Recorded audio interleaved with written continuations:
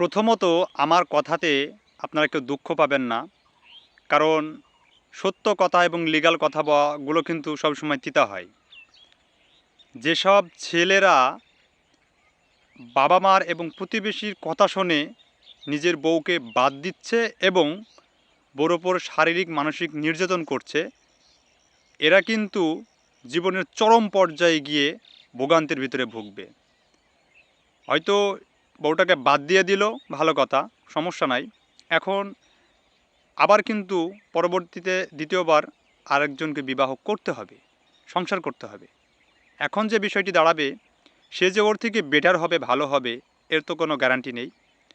তার থেকে সুন্দরী, রূপবতী, গুণবতী, সয় সম্পত্তি আলা মেয়ে যে বিয়ে করে সুখে থাকা যাবে, এর তো কোনো মানে নেই। এখন যে মূল বিষয়টি হচ্ছে, বউর একটা সম্মান তার কাছে থাকবে, বাবা মার যে সম্মান বাবা মার কাছে থাকবে, এবং শ্বশুর শাশুড়ির সম্মান শ্বশুর শাশুড়ির কাছে থাকবে।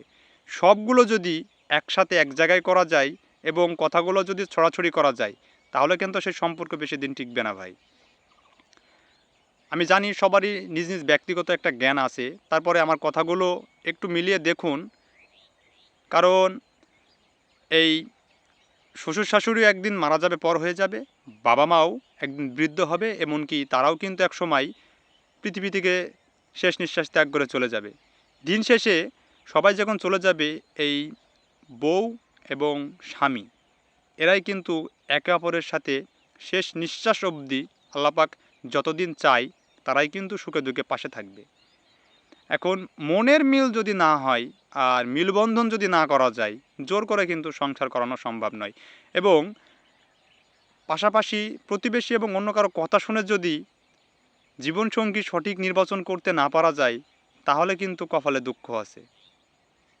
একদিন, 2 দিন, 5 দিন অন্যের কথা শুনবা, কিন্তু শেষ সময় তোমাকে ভুগতে হবে। যখন প্রথমটাকে বাদ দিয়ে দ্বিতীয়টা আনবা, তার প্রতিফলন তারপরেই পাবা, তার আগে না।